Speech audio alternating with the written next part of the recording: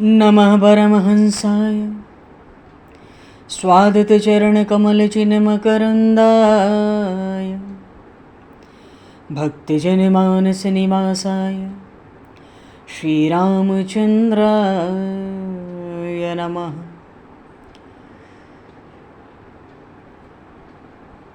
वंशीविभूषितकरान्नवनीरदाभात् पीताम्बरादरुणबिम्बफलाधरोष्ठात् पूर्णेन्दुसुन्दरमुखादरविन्दनेत्रात् कृष्णात् परं किमपि तत्त्वमहं न जाने। वागीशायस्य वदने लक्ष्मीर्यस्य च वक्षसि यस्तास्ते हृदये संविततं नरसिंहम् अहं भजे। विश्वसर्गविसर्गादि नवलक्षणलक्षितं श्रीकृष्णाख्यं परमधाम जगद्धाम नमामि तत्। गङ्गातरङ्गरमणीयं जटाकलापं गौरीनिरन्तरविभूषितं वामभागं नारायणप्रियं अनङ्गमदापहारं वाराणसीपुरपतिं भज विश्वनाथम्।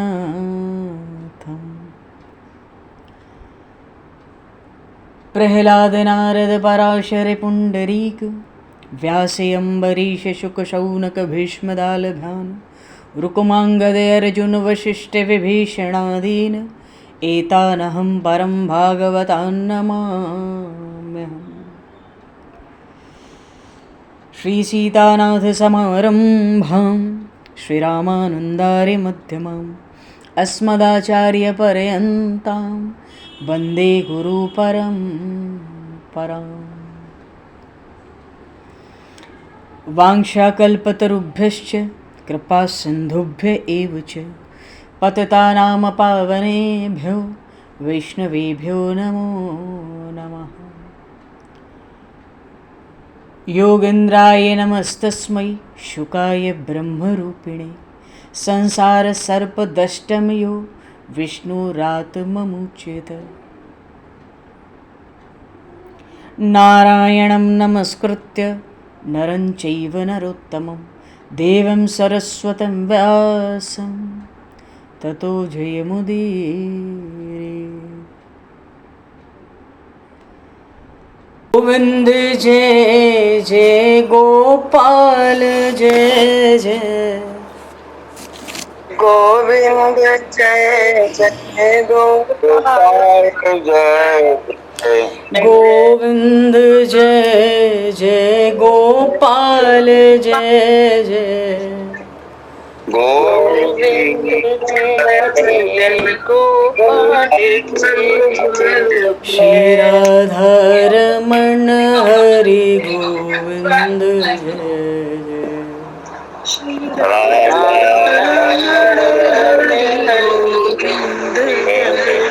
श्री राधारमण हरि गोविंद जय।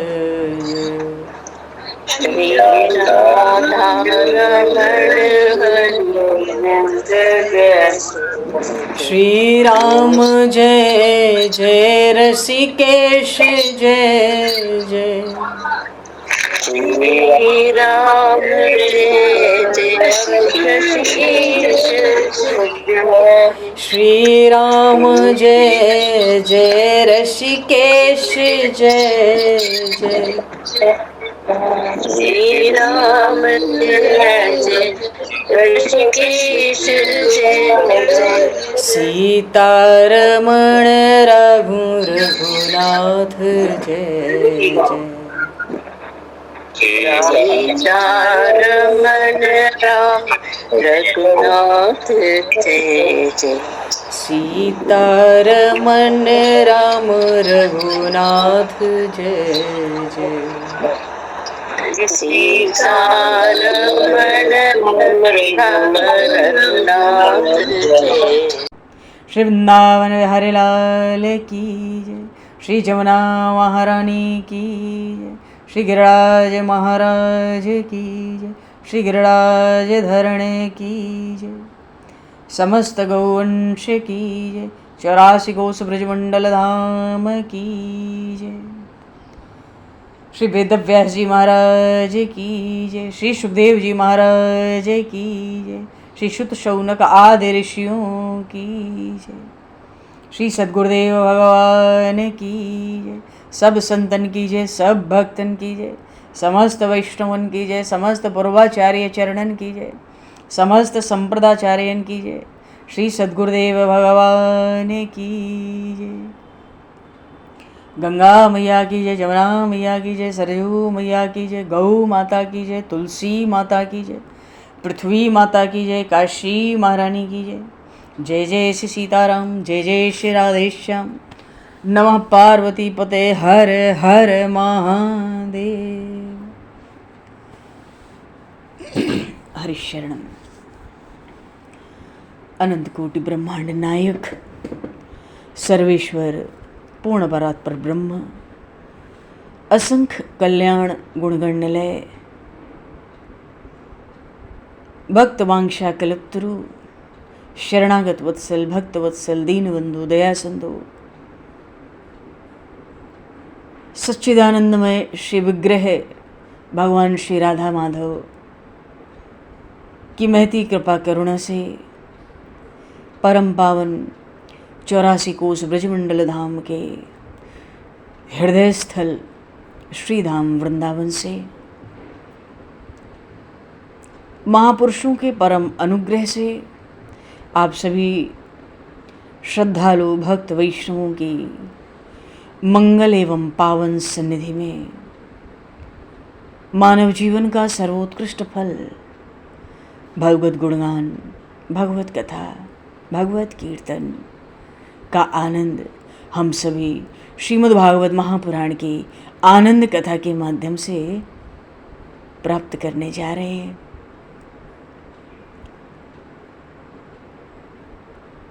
सर्वप्रथम आप सभी भक्तजनों के श्री चरणों में भगवत भाव से सादर वंदन, सादर नमन। आप सभी को यथा योग्य जय सिया राम, जय जय श्री राधे, हरि शरणम। जय हो, जय जय श्री राधे, सभी को जय सिया राम, जय हो भगवान, जय हो श्री राधे, श्री राधे, जय जय जय जय। कासाय वस्त्रं मणिहारभूषितं सिंहासनस्थं श्रितभक्तव्यापितम् अनाथनाथं करवीरवासनं श्रीकृष्ण गोविंद शरणं प्रपद्ये। श्रीकृष्ण गोविंद मनसा स्मरामि। श्रीमद् भागवत का पंचम स्कंद चल रहा है और भगवान ऋषभदेव एक ज्ञानी परमहंस का चरित्र बड़े संक्षेप में हुआ। अपने लिए सार बात भगवान ऋषभदेव के चरित्र में यही है, सौ पुत्रों को क्या उपदेश दिया। जो उपदेश दिया वो भी परमहंसों का ही मार्ग है, अवधूतचर्या और मोक्ष मार्ग का प्रतिपादन करने के लिए ज्ञानी परमहंसों के मार्ग का आदर्श स्थापित करने के लिए भगवान ऋषभदेव का अवतार हुआ। भगवान ऋषभदेव ने अपने 100 पुत्रों को उपदेश दिया तो सारे यही कहा एक वाक्य में कि नायम देहो देह भाजाम नरलोके कष्टान कामान हरते विडभुजाम में। तपो दिव्यम पुत्र कारेण सत्वम शुद्ध ईर्दस्याद ब्रह्म सौख्य पुनंतम। कहते मनुष्य का जन्म दिव्य तप के लिए है। और गीता जी में भगवान श्री कृष्ण ने सबसे दिव्य तप क्या कहा? सबके भीतर भगवान को देखना और उसके अनुसार व्यवहार करना, आचरण करना, सदाचार का, सत्य का पालन करना। भगवान श्री कृष्ण ने गीता जी में इसको दिव्य तप कहा है। भगवान ऋषभदेव पुत्रों से कहते हैं मानव जीवन दिव्य तप करने के लिए होता है, तप नहीं करोगे तो पतन होगा। तो इनके बाद देखो तप से क्या होता है, इंद्रियों का संयम, फिर अंतःकरण का निग्रह, शम दम। जब अंतःकरण का निग्रह होता है तो मन धीरे धीरे शुद्ध हो जाता है। मन के शुद्ध होने से क्या लाभ है, क्या बिगड़ रहा है, पूरा शुद्ध नहीं हो रहा है तो काम तो चल रहा है। ये बात नहीं होती है। मन शुद्ध हो जाए तो जो हम उपदेश सुनते हैं, भगवान के जो लीला चरित्र सुनते हैं या जो भगवान का गुणगान करते हैं, वो सब कुछ बहुत जल्दी असर करता है। ऐसा लगता है ना 10 बार एक बार सुनते हैं, होती नहीं है, कहाँ कर पा रहे, सुन रहे हैं। मन शुद्ध हो जाए, अंतःकरण शुद्ध हो जाए तो एक बार सुन के वो बात भीतर बैठ जाती है। तो ज्ञानी परमहंस ऋषभदेव जी महाराज का चरित्र हम लोगों के लिए बहुत कोई लाभदायक नहीं था। वो तो मोक्ष मार्ग के प्रतिपादन के लिए, आदर्श के लिए ज्ञानी परमहंसों का। पर अब जो भरत जी का चरित्र है, ये भागवत परमहंस हैं, वैष्णव परमहंस हैं। इनका चरित्र बड़ा सुंदर है, हम लोगों के लिए बहुत उपयोगी भी है। और फिर श्री सुखदेव जी महाराज ने भागवत में बड़ा सुंदर और विस्तार से चरित्र गाया। राजऋषि भरत, ये राजऋषि भरत कौन है? देखो भगवान ऋषभदेव के 100 पुत्र सबसे बड़े हैं राजऋषि भरत। इन्हीं को राज्य देकर वन में चले गए। भगवान ऋषभदेव ने अवधूत चर्या धारण की, फिर अजगर वृत्ति धारण कर ली, ज्ञानी परमहंसों को मोक्ष के मार्ग का आदर्श रखा, प्रतिपादन किया। पर पीछे राज्य किसको देकर गए थे? भरत जी महाराज को। ये वही भरत जी हैं जिनकी वजह से ये भरत खंड कहलाता है। भारतवर्ष नहीं, भरत खंड, क्योंकि एक भरत खंड में कई देश हैं। और इस जो भरत खंड है, इसके जो खास इष्ट देव है ना, वो नर नारायण भगवान है। इसलिए वो आज भी तपस्या कर रहे हैं बद्रीनारायण में। और उनके जो खास पुजारी हैं वो देवऋषि नारद हैं। तो जो लोग दर्शन करते हैं ना बद्रीनारायण भगवान का, तो दर्शन के साथ अपनी तपस्या का 1/6 दर्शन करने वाले को देते हैं। तपस्या क्यों करते हैं नर नारायण? जीव मात्र का कल्याण हो, बस इतना ही उद्देश्य है। तो राजऋषि भरत को राज्य देकर भगवान ऋषभदेव वन की यात्रा किए। और राजऋषि भरत, बोलिए श्री भरत जी महाराज की जय। भागवत में आया, कल भी प्रसंग आया, भरतस्तु महाभागवतो यदा। भरतस्तु महाभागवतो यदा, भरतस्तु महाभागवतो यदा भगवता वनिततल परिपालनाय संचिन तितस्तदुशासनं परः पंच जनीम विश्वरूप दुतिहर मुपिये में। भरतस्तु महाभागवतो यदा, ये अजनाब खंड भरत खंड कहलाने लगा जब से राजऋषि भरत जी राजा हो गए। महान योगी तो थे ही, तपस्वी थे ही। बहुत सावधानी से श्रवण करेंगे। देखो हमने सबने भरत जी की खूब कथा सुनी है, अपने को तो सार सार लेना है ना। भरत जी महान योगी थे, महान तपस्वी थे, फिर भी मन में एक सूक्ष्म वासना आई और रह गई। बड़ी सूक्ष्म वासना आई, रह गई।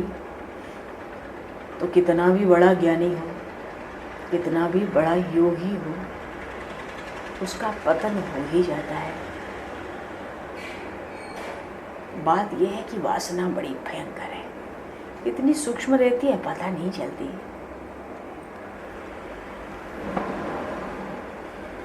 भरत जी महाराज महान योगी थे, तपस्वी थे, पर महान योगी महान तपस्वी होकर भी मन में एक सूक्ष्म वासना थी, वो रह गई तो पतन हो गया। महान ज्ञानी का, महान योगी का पतन हो गया। अच्छा, भक्ति में ये पतन नहीं होता है। भक्ति के मार्ग में ये पतन नहीं होता है, क्योंकि भक्त का सारा भार भगवान पर होता है। भक्त शरणागत होता है, भगवान उसके रक्षक हैं। पतन क्यों होगा? ज्ञानी काम क्रोध लोग खुद संभालते हैं, क्योंकि वो बड़े हो गए ना, ज्ञानी हैं। पर जो मेरे भक्त हैं वो तो शिशु की तरह शरणागत हैं, उनके काम क्रोध लोभ को मैं ही संभालता रहता हूँ। वो मेरा काम है। जिम बालक राखे मैं तारी, जैसे माँ बच्चे की संभाल करती है, मैं भक्तों की शरणागतों की संभाल करता हूँ, कभी ज्ञानियों की संभाल करता हूँ, योगियों की। ऐसा कहीं कोई वाक्य नहीं मिला। ज्ञानी प्रिय है, मेरे समान है, ये बात खूब आती है। योगी अत्यंत प्रिय है, पर ज्ञानी और योगी की भगवान संभाल करते हो, ये बात कहीं नहीं आएगी। भरत जी महान योगी, महान तपस्वी, थोड़ी छोड़ो ना, सूक्ष्म वासना रह गई, पतन हो गया। भरत जी ऐसा क्यों हुआ? भरत जी वैराग्य पूर्णतः नहीं पा पाए थे, इसके पहले घर छोड़कर वन में आ गए, इसलिए उनका पतन हुआ।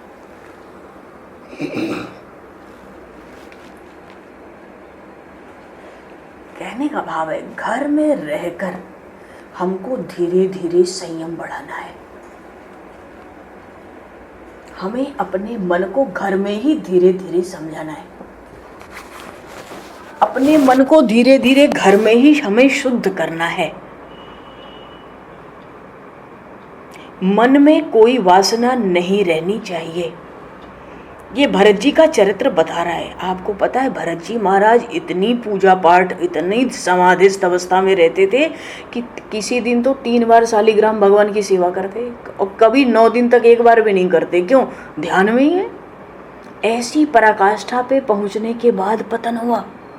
महान योगी, महान ध्यानी और महान ज्ञानी, उसका पतन हुआ। थोड़ा सा समय उनको भी घर में और रहना था, तो घर में रहकर सब काम बन जाए। घर छोड़ जाने पर क्या एकदम भगवान मिल जाते? लेकिन घर में रह के जो सावधान होकर भक्ति करते हैं ना, उसको घर में भी प्रभु मिलते हैं। पुराण गवाही दे रहे हैं। पर जो कोई वन में गया और जाकर लापरवाह है, असावधान है, माया बहुत त्रास देती है। घर छोड़ने की जरूरत नहीं है। फिर हमारे मन में जो घर बैठा है ना, उसको मन से त्याग देने की जरूरत है। अब जिसके मन में घर होगा ना, वो जंगल में जाए, साधु हो जाए, सन्यासी हो जाए, जहां जाएगा संसार रच लेगा। श्रीमद् भागवत की कथा सबके लिए है। देखो, जिसको घर में रहकर भक्ति करनी है, उसके लिए प्रहलाद जी का चरित्र आगे आएगा। कई लोग ऐसा समझते हैं घर में भक्ति नहीं हो सकती, पर प्रहलाद जी की भक्ति तो घर में सफल हुई। प्रहलाद जी ने घर नहीं छोड़ा। कई लोग ऐसा कहते हैं कि घर में प्रभु सभी तरह से अनुकूलता दे दें, सब मेरे मन के अनुसार सब लोग काम करें, सब हो, तब भक्ति होगी। सब तरह से अनुकूलता जब मिल जाएगी ना, कभी तो मिल ही नहीं सकती किसी को। न मिली है, न मिल सकती है। क्यों? अनुकूलता क्यों नहीं मिलती? घर में हमारे मन लायक सब लोग क्यों नहीं करते? क्या कारण है? कारण है पाप पुण्य दोनों लेकर हम लोग आए ना। हम लोग पाप पुण्य दोनों लेकर आए। पुण्य का फल होता है सुख और पाप का फल होता है दुख। तो इस घर में सुख दुख कह लो, अनुकूलता प्रतिकूलता तो रहेगी। पाप पुण्य शरीर में है तो घर में भी सुख दुख रहेगा।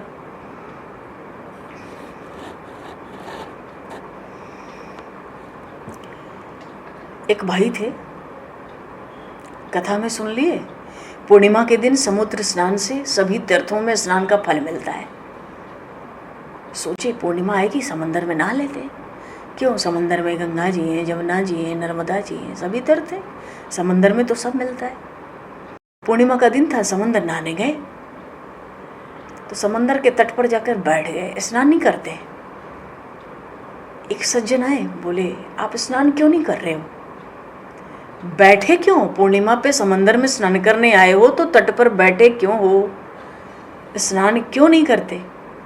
तो वो जो स्नान करने आए थे ना सज्जन, उन्होंने कहा मुझे स्नान तो करना है, पर देखो ना समंदर में कितनी लहरें उठ रही हैं, इसलिए मैं राह देख रहा हूँ ना कि समंदर की तरंगें बंद हो जाए, समंदर शांत हो जाए, तब समंदर में जाकर स्नान कर लूँ।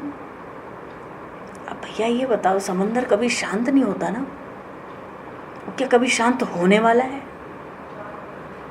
हो सकता है क्या समंदर शांत? तो जिसको समंदर में स्नान करना है उसको समंदर की तरंगों का त्रास तो सहना पड़ता है। जिसको भक्ति करनी है घर बाहर, उसको जीवन में अनुकूलता प्रतिकूलता सुख दुख तो सहन करना पड़ता है, संयम रखना पड़ता है। संसार भी तो समंदर ही है,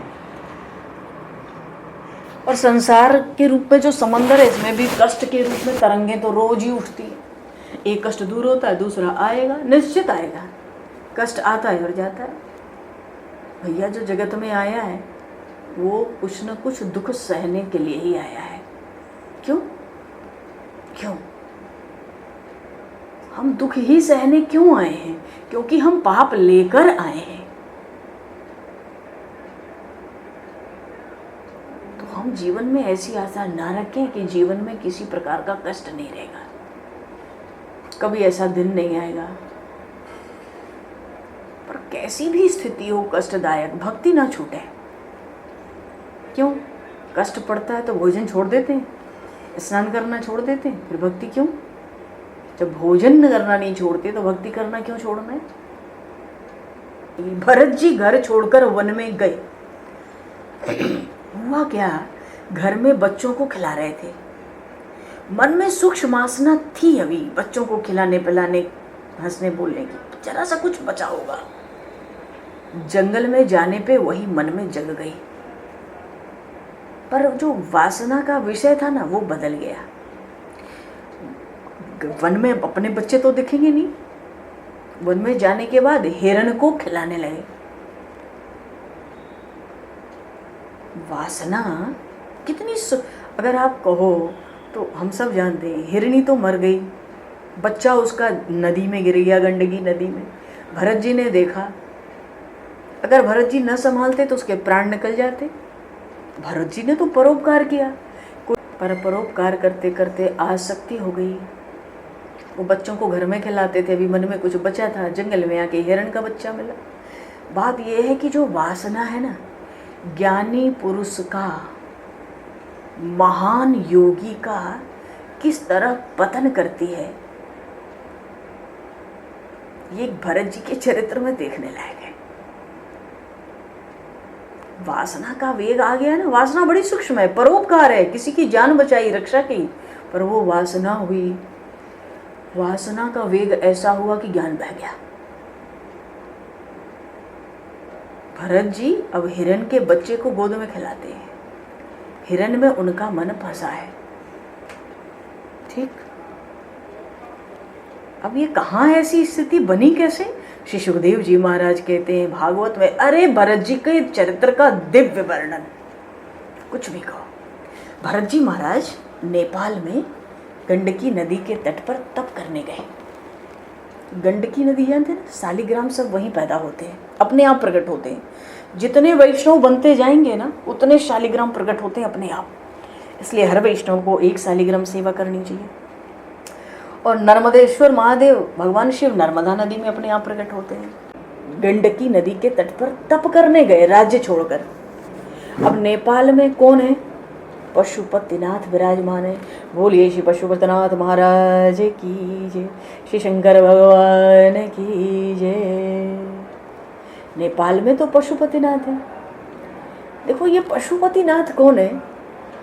ये जीव तो पशु है, हम जीव पशु हैं। जीव कब कहलाते हैं हम?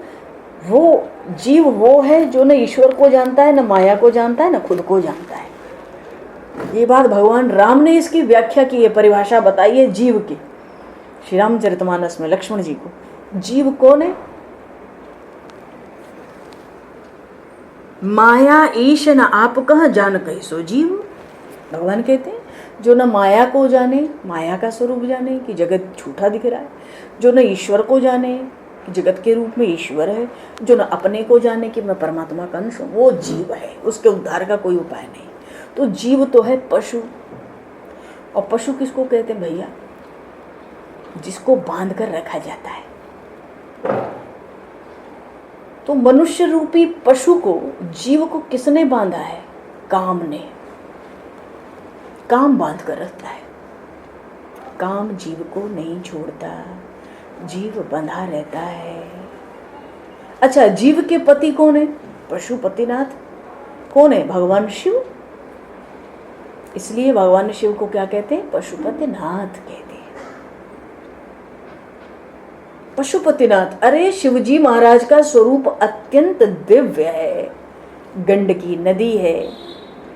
अच्छा, गंडकी नदी का दूसरा नाम है शालिग्रामी, क्योंकि गंडकी से ही शालिग्राम प्रकट होते हैं, आज से नहीं, परंपरा ही है सृष्टि के आगे से।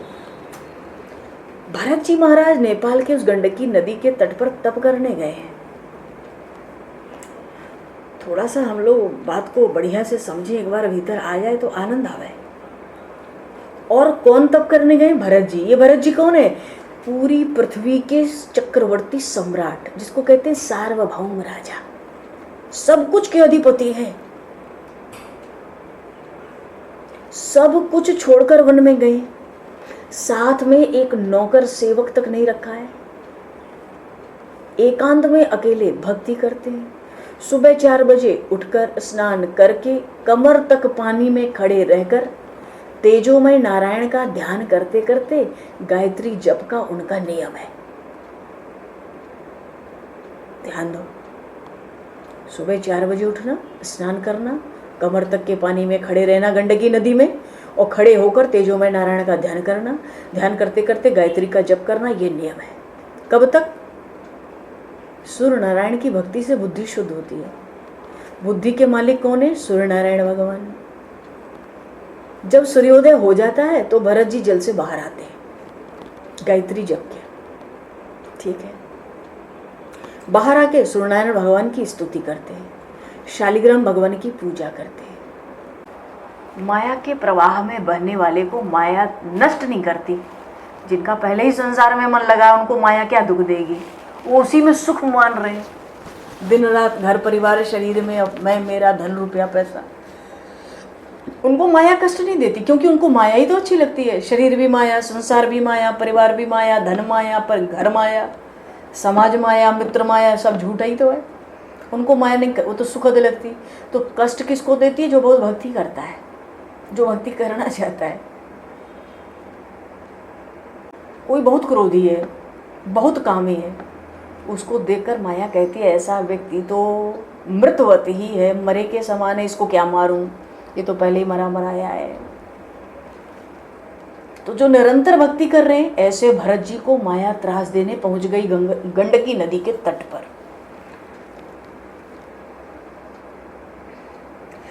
श्री सुखदेव जी महाराज वर्णन कर रहे हैं, बड़ी सुंदर शैली है। परीक्षित जी से कहते हैं, राजन, जो असावधान है ना, वो वन में जाता है ना, तो भी वन में माया त्रास देती है। जो असावधान है उसको, पर जो बहुत सावधान है वो घर में भी भक्ति करके भगवान का दर्शन करता है। बोलिए श्री सुखदेव जी महाराज की जय। बात यह है कि माया जीव को असावधान बना देती है। माया तो परोपकार और भक्ति और पुण्य के रूप में आई है भरत जी के पास। भरत जी के लिए ऐसा प्रसंग खड़ा किया। क्या हुआ? एक बार गर्मी का दिन था, तो भरत जी का तो नियम था, जब सूर्योदय हो जाता तब गायत्री जब से बाहर आते, तब तक गंडकी नदी में ही खड़े रहते थे। तो भरत जी, गर्मी का दिन था, तो सूर्योदय हुआ, भरत जी जल से बाहर आए। उसी समय, एकदम सुबह ही, सूर्योदय के समय, 9 मास पूरा करके कोई सगर्भा हरिणी वहां जल पीने आई। हरिणी आई, गर्भ था उसको, गर्भ पूरा हो गया था समय। भरत जी जल से बाहर थे और वो जल पीने आई। उसको बहुत प्यास लगी थी। और जैसे ही जलपान करने पहुंची, एक सिंह ने गर्जना की। जंगल में तो बाघ सिंह रहते ही थे। उसने कान खड़े करके इधर उधर देखा। सिंह ने एक बार फिर से गर्जना की। अब तो जब दूसरी बार गर्जना हुई तो वो जो हिरनी थी ना, अब गर्भ भी है इसको, एकदम घबरा गई। जिस ओर से आवाज आ रही थी गर्जना, उधर ही देख रही थी। अब तीसरी बार सिंह ने गर्जना की। गर्जना सुनकर हिरनी को विश्वास हो गया कि मेरी गंध सिंह को आती होगी। सिंह को पता चल गया यहाँ हिरनी है, अब वो मुझे मारकर खा जाएगा। वो अभी दौड़ कर आएगा, मुझे मार डालेगा। अब मैं कहाँ जाऊं? मेरा रक्षा कौन करेगा? मेरी रक्षा कौन करेगा? मेरा रक्षण कौन करेगा? अब गंडकी नदी जो है ना, उसकी जो गति है जल की बहुत धीमी है, प्रवाह जो है धीमा है और उसकी चौड़ाई भी कम है। तो हिरनी ने सोचा जान बचाने का कोई उपाय नहीं है, छलांग मार के उस पार हो जाओ। अगर पार हो गई तो बच जाऊंगी, मरना तो है ही। उसने छलांग लगा दी। क्यों? क्योंकि शेर तो छलांग लगा के उधर कैसे आएगा। हिरनी सोची मैं छलांग लगा दूं, बच गई तो बच गई किस्मत, और मरना तो इधर भी है वैसे भी है ऐसे भी। उसने छलांग लगा दी। उसके प्रसव का समय आ गया था, क्योंकि गर्भ जो था वो उसका समय पूरा था। जैसे उसने छलांग मारी, गर्भ का बच्चा पेट से बाहर निकल आया। अब उसको कष्ट भी था हिरनी को, वो तड़पने सी लगी। बच्चा जल में पड़ा। बच्चे को देखती रही। भरत जी वहीं खड़े थे और ये सब दृश्य इत्मीनान से भरत जी देख रहे। तो बच्चे को हिरनी देखती, भरत जी वहीं खड़े हैं। हिरनी भरत जी की ओर भी देखने लगी, मानो कह रही है कि महाराज मेरी संतान आपके सुपुर्द है, उसको बड़ा करना। और भरत जी महाराज को परम, देखो महान ज्ञानी है, महान योगी है, उस बच्चे में भगवान के दर्शन हो गए, क्योंकि भगवान सभी में है। ज्ञानियों का सिद्धांत है, वैष्णवों का भी सिद्धांत है। भरत जी तो जगत को ही ब्रह्म रूप देखते थे, तो हिरनी के बच्चे में क्यों नहीं देखेंगे। और हिरनी ने भरत जी की ओर देखा, मानो कुछ कहना चाहती है, रक्षा करना बच्चे की, तुम ही खड़े हो। भरत जी सोचने लगे ये बच्चा कैसा है, जन्म से माँ से भी छुड़ गया, इसके पिता का भी पता नहीं। अच्छा, इतना कष्ट हुआ हिरनी को प्रसव में, तत्काल उसके प्राण निकल गए। और जब देखा हिरनी के प्राण निकल गए, भरत जी दौड़े हैं परोपकार के लिए, बच्चे की रक्षा के लिए। उनको लगा हिरनी की रक्षा तो हम कर नहीं पाए, कम से कम बच्चे की रक्षा कर ले। हिरनी का जो बच्चा था उसको उठा लिया, उसको अपनी कुटीर में ले आए। भरत जी सोचते अब इसका माता पिता कौन है, मैं ही हूँ, क्योंकि ये तो अभी अभी पैदा हुआ, इसको अभी वन के पशुओं में तो डाल नहीं सकते, तुरंत बड़े जानवर इसको खा जाएंगे। तो अब इसका लालन पालन कुछ समय तो मुझे ही करना चाहिए। अब तो हिरण के बच्चे से धीरे धीरे भरत जी को बड़ा प्यार हो गया। जंगल में अकेले रहते, अब साथ ही मिल गया। इससे भरत जी भी प्रसन्न रहने लगे। उसको गोद में ले लेते, हृदय से लगाते, दर्शन करने जाते तो साथ लेकर जाते, स्नान करने जाते तो इसको साथ लेकर जाते, जहां कहीं जाते हिरण के बच्चे को कंधे पर चढ़ाकर ले जाते। कुछ भी कहो, बहुत बुरा हुआ, बहुत बुरा हुआ। क्या बुरा हुआ? हिरण के बच्चे को पानी से निकाला तो बुरा नहीं है, उसको अपने कुटीर में लाए, स्थान में रखा, ये भी बुरा नहीं है। पर बहुत बुरा ये हुआ भरत जी के साथ कि हिरण के उस बच्चे को हृदय में रख लिया। यही बुरा हुआ, यही असावधानी हो गई, वो हृदय में आ गया। घर में चाहे जिस किसी को हम रखें, पर हृदय में तो भगवान को ही रखें। भगवान के बिना हृदय में किसी को ना रखें, क्योंकि भगवान के बिना हम जिसमें भी मन रखेंगे वो रुलाएगा, वो हमारे मरण को बिगाड़ देगा। इसलिए मन को मन में परमात्मा को रखना है। भरत जी महाराज उस हिरण के बच्चे को मन में रख लिए।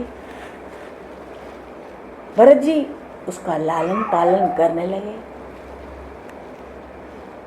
देखो आज तक तो संध्या गायत्री करते हैं तो भरत जी को तेजोमय नारायण का दर्शन होता। अब गायत्री जब करते हुए वो हिरण शावक ही दिखाई देता। क्यों? कोई जानवर झपट तो नहीं लिया उसको, कोई जानवर बड़ा उसके पास तो नहीं आ रहा, तो ध्यान तो उधर लग गया। अब तेजोमय नारायण के दर्शन कैसे हो गए? देखो भरत जी ने घर किसके लिए छोड़ा? भगवान श्री हरि के लिए छोड़ कर आए थे और आकर फंस कहाँ गए? हिरण के बच्चे में। ये हिरण का बच्चा कहाँ से आ गया बाधक बन के? अजी ये हिरण का बच्चा नहीं, ये तो भरत जी का प्रारब्ध ही हिरणी के बच्चे के रूप में आया है। ये प्रारब्ध आया है, भक्ति के मार्ग में ठगने आया है। देखो नाव कहाँ रहती है? पानी में, जल में। और पानी नाव में अगर भर जाए तो नाव डूबती है ना। तो नाव डूबेगी तो जो नाव में बैठे लोग हैं वो भी डूबेंगे।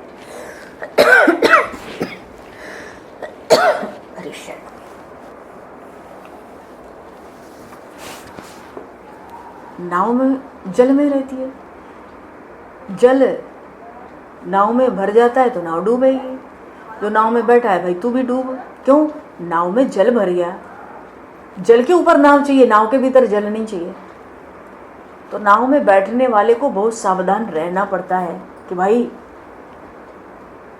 सावधान नहीं रहेंगे कि कहीं नाव में जल ना आ जाए। जल आ गया तो नाव डूब जाएगी, हम अपने आप डूबेंगे। तो खुद को डूबने से बचाना है तो जल नाव में, नाव के अंदर जल ना आवे, नाव के अंदर जल ना आवे। हाँ, तो संसार भी तो समंदर है और हमारा शरीर क्या है? ध्यान दो एक पल, थोड़ा सा कहीं दिमाग भी लग जाए तो कोई बात नहीं, भगवान ने बुद्धि विवेक दिया है मनुष्यों को। संसार तो समंदर के समान है और हमारा शरीर नाव है। संसार में ही तो शरीर है, तो समंदर पे ही तो नाव चलती है, जल में।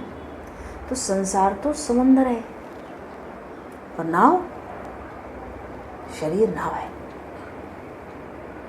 अब इस जब संसार रूपी समंदर में हमारा शरीर रूपी नाव है, अब इस नाव के भीतर अगर विषय का रस जल भर गया ना, तब तो मरना निश्चित है, कोई नहीं बचाएगा। विषय का जल कहीं इस शरीर में ना आ जाए, इस शरीर रूपी नौका पर, क्योंकि नौका पहले ही जल में है, संसार रूपी समंदर में है। अगर विषय का जल आ गया, विषय का जल अगर नाव में आ गया तो नाव डूबती है। तो विषय अगर जीवन में हमारे आ गया तो निश्चित हमको मरना है, हमारा मरण बिगड़ना है।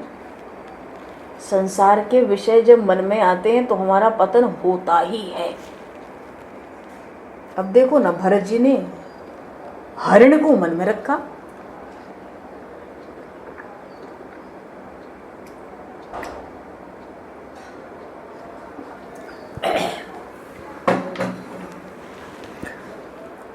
भरत जी ने हरिण को मन में रखा, वो हुई आफत, बहुत बुरा हुआ। जल से निकाला बुरा नहीं था, अपने स्थान में रख के लालन पालन किया, वो बुरा नहीं था। हृदय में रख लिया, मन में रख लिया, ये बुरा हो गया। अच्छा, ध्यान में तथा भक्ति में अब विक्षेप भी होता है, क्योंकि छोटा सा बच्चा है, कोई भी जानवर झपट्टा मार जाएगा। तो ध्यान और भक्ति ये पहले जैसी बन नहीं रही। अच्छा, अंतरात्मा से कभी कभी ध्यान में जब बैठते ना भरत जी, तो अंतरात्मा से आवाज आती है, क्या इस हिरण के बच्चे के लिए घर छोड़ा था कि तूने प्रभु के लिए घर छोड़ा था? तेरा मन हिरण में फंसा है, ये अच्छा नहीं है। भरत जी के भीतर से भरत जी कहते नहीं नहीं, मैं तो परोपकार कर रहा हूँ, मैं उसकी उपेक्षा करूंगा तो बाघ भालू उसको मार डालेंगे। मैं तो इसका रक्षण कर रहा हूँ, मैं इसकी रक्षा कर रहा हूँ, मैं तो परोपकार कर रहा हूँ। देख लो, माया त्रास दे रही है, परोपकार पुण्य के रूप में आई है, भयंकर पुण्य के रूप में। भीतर से आवाज आती है, क्यों भैया? कभी कभी आवाज आती है, इस हिरण के लिए क्या मैंने घर छोड़ा था? नहीं, मैंने तो प्रभु के लिए घर छोड़ा है। मेरा मन तो हिरण में फंस गया, ये अच्छा नहीं लग रहा। अरे नहीं नहीं, ऐसी कोई बात नहीं, ऐसा मत सोचो, मैं तो परोपकार कर रहा हूँ ना। अगर इसकी रक्षा नहीं करूंगा, इसको जानवर खा जाएंगे, मार डालेंगे, रक्षा ही तो कर रहा हूँ, इसमें क्या गलत है? देख भैया, एकदम सीधी सी बात समझना है हमें।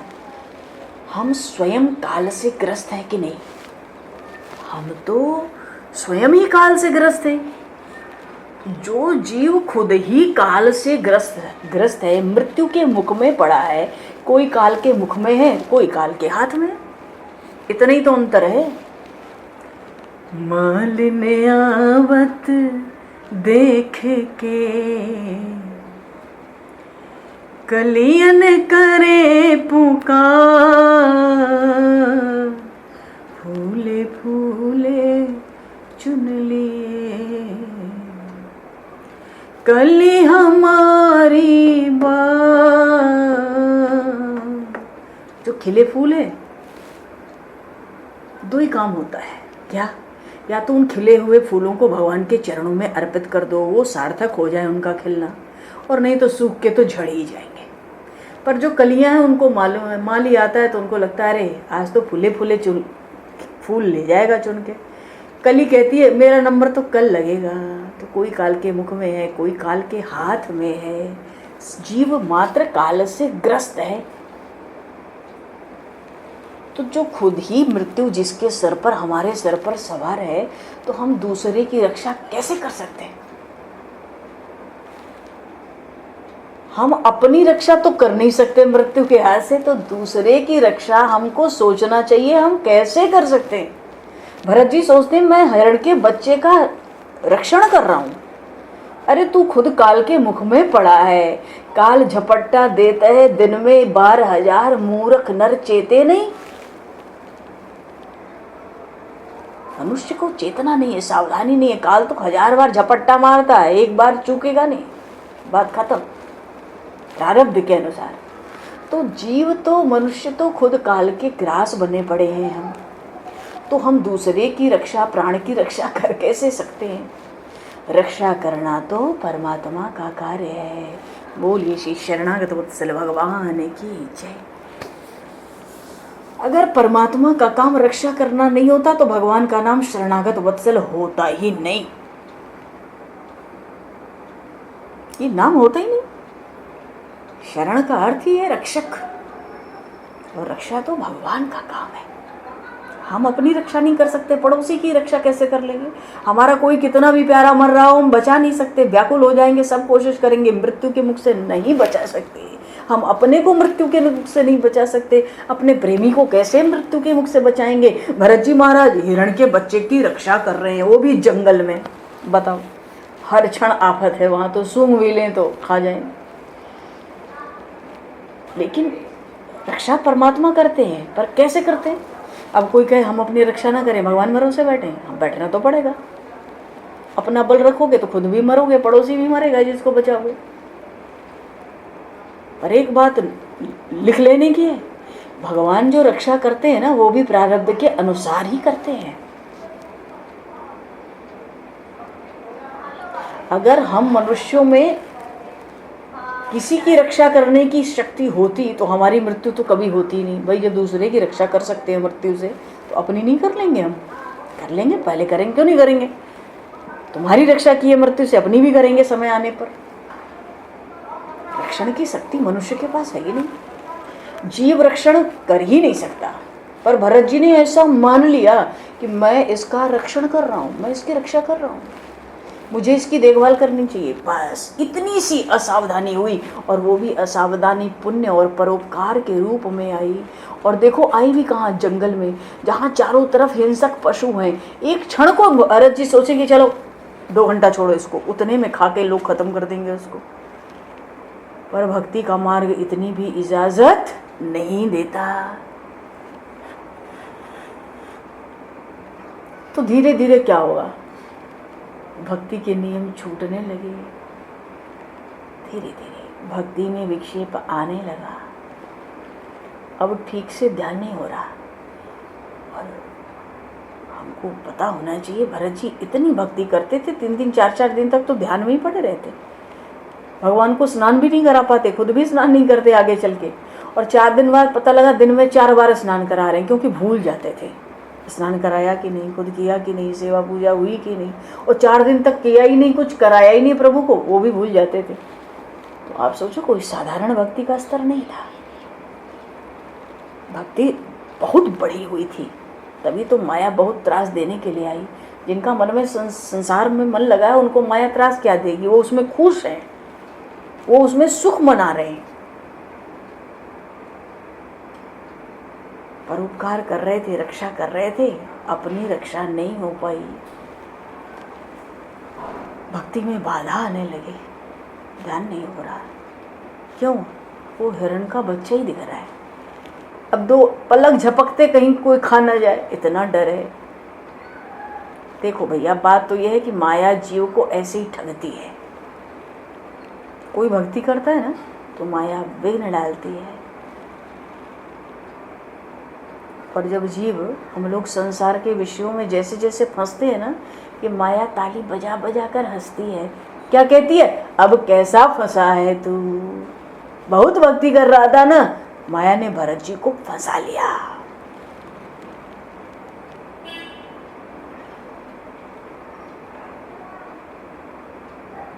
मन भरत जी को समझाता है, ये तो परोपकार का काम है। देखो भैया, जो बहुत परोपकार करता है ना, प्रभु को भूल जाता है। भक्ति के मार्ग में ज़्यादा परोपकार भी अच्छा नहीं है। अब ये बात अपच हो सकती है सुनने में कि भाई सब जगह कहा जाता है परोपकार करो, बहुत परोपकार नहीं करना। परोपकार करने में भी 100 लोगों का मुंह देखना पड़ता है। निम्न स्तर के लोग भी दिखते हैं, कामी, क्रोधी, लोभी, कौन मुंह देखे, कौन उनके शरीर का स्पर्श करे, अपना पतन होगा। जिनको शुद्ध भक्ति करनी है ना, ज़्यादा परोपकार के चक्कर में पड़ने की आवश्यकता नहीं है। कि बहुत परोपकार करेंगे तो निम्न कोटि के लोगों के साथ मिलना जुलना होगा, समय बीतेगा, अहम भी बढ़ेगा, अभिमान आ जाएगा। भरत जी भगवान को भूल गए। हिरण बालक में मन फंसाए। अब हिरण बालक अब धीरे धीरे बड़ा होने लगा। तो चलो जी, हिरण बालक को अब बड़ा होने दो, कल देखते हैं बड़ा होके क्या करता है। समय को दृष्टिगत करते हुए बस 2 मिनट का नाम संकीर्तन करके वाणी को विराम दिया जाएगा। बोलिए श्रीमद् भागवत महापुराण की जय, श्री सुखदेव जी महाराज की जय, भरत जी महाराज की जय, भगवान ऋषभ देव की जय, सब संतन की जय, सब भक्तन की जय, सद्गुरुदेव भगवान की जय। हरिशरणम। अति पावन है तिहारो नाम,